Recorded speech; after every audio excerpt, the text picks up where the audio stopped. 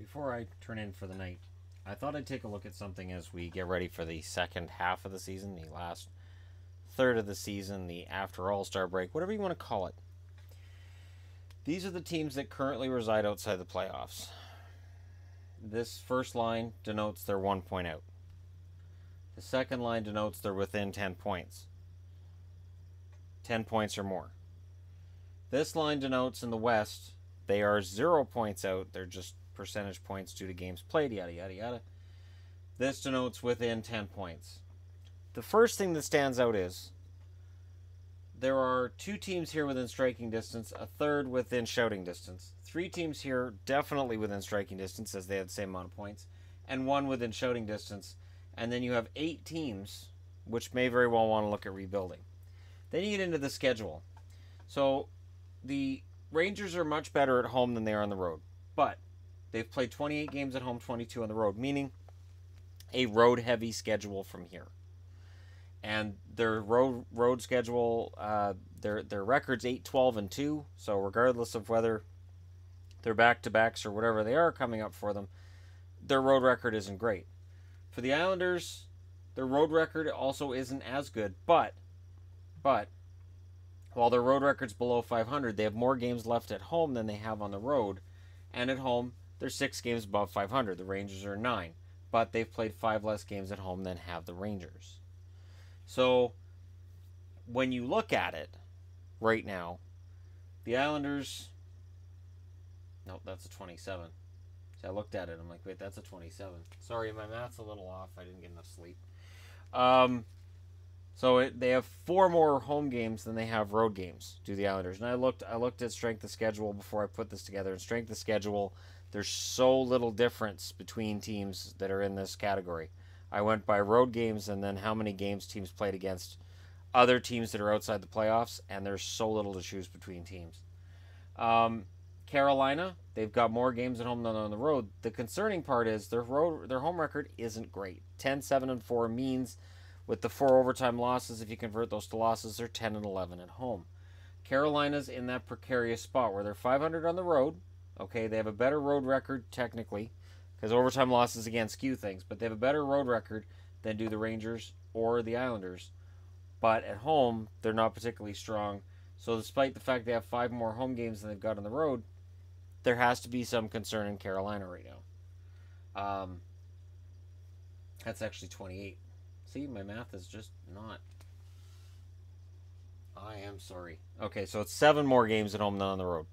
Again, though, they're going to have to work on their overall home play.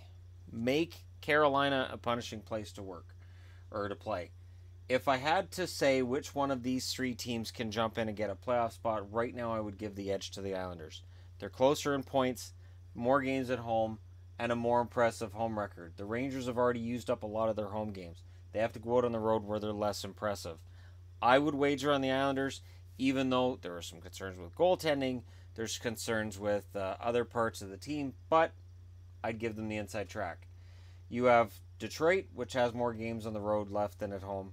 You have Montreal that's in the same situation. Montreal is not very good on the road. Detroit is not as bad on the road as Montreal, but again, it's apples and oranges, but they're very similar looking apples and oranges in this scenario. Florida has more games at home where they've got a better record, but again, they're under that 10-point line. And once you're 10 points out with the All-Star break just having passed, the odds of you making a run and getting in are very, very slim. The Senators, they've got more road games than they've got at home. They don't have a great home record. The road record is awful. And for Buffalo, it really doesn't matter where they play. They've tended to struggle, but coming off of a 3-game winning streak on the road, there's the potential that once they get back home with some more confidence, this starts to even out, and maybe having all those extra home games over road games will make a difference to them. The thing is, it's all just symbolic because Buffalo is too far back to get in. Now West, where things are interesting. The Kings have played more games on the road than they have at home. By 1. Minnesota's got 1 more home game than road game. And Anaheim's played more games. They've got 2 more games played at home than on the road. The interesting part is this. The Kings are better on the road than at home. Just barely, but the difference is there. The Wild are fantastic at home. They're mediocre on the road, and they've got one more road game than home game left. And the Ducks have got more games on the road than at home. They're 2 games above 500 on the road. They're 5 games above 500 at home. It really doesn't matter where Anaheim plays. They've still got a half-decent record. If I had to handicap which of these teams that are all tied are most likely to get in, I would say this Kings record, as long as they can reverse current momentum, the Kings should be able to turn things around. Of course, the Ducks are the Ducks are the Ducks, and they're getting better at home and on the road. Put my feet to the fire, you say? I'm wagering that the Ducks would be the team outside to get in. So in the East, I'm saying the Islanders are the most likely, with the remaining schedule, to get over that hump and get in the playoffs, if somebody outside the playoffs currently is going to get in. I would wager on the Ducks right now out of everybody. And I know Blackhawk fans are going to say, well, wait, why not us? Okay, well, that's a fair question. The Hawks sit 4 points out. So the Hawks sit 4 points out, and they have to pass 4 teams, because remember, these 3 are almost in the playoffs right now. They have to pass 4 teams to get in. They're 2 games above 500 on the road and at home. They've got 1 more game on the road than they do at home. Their schedule is not unfriendly to them, and they've got a game in hand on Anaheim. But again, you have to leapfrog that many teams. Corey Crawford has to come back really soon, and apparently he's close. And you have to hope that these teams aren't having 3-point games and that none of these teams go on a run themselves. You also have to hope that the team that they're tied with, that's in a wild card spot, which is Colorado, that Colorado slows things down. Colorado has 57 points. Dallas has the number 1 wild card with 60.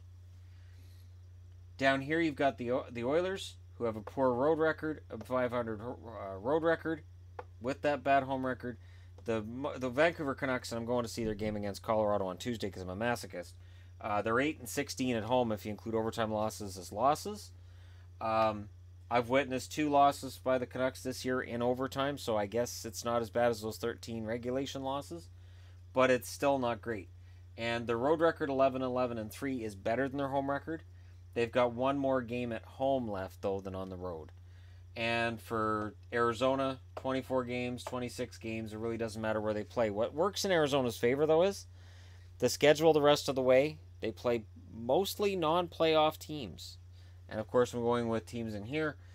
The part where that kind of skews is you're including teams that are tied for or 1 point out of the playoffs. So, again, when I was trying to figure out a strength of schedule at 11 o'clock at night on a Sunday, when I got maybe 4 or 5 hours sleep last night, it's just the math doesn't work. But there you go. So I think the Ducks and the Islanders are the ones that are most likely to go on a bit of a run. And I'm not basing that on anything other than their records, their schedule that's remaining, and comparing it with other teams that are in a similar spot.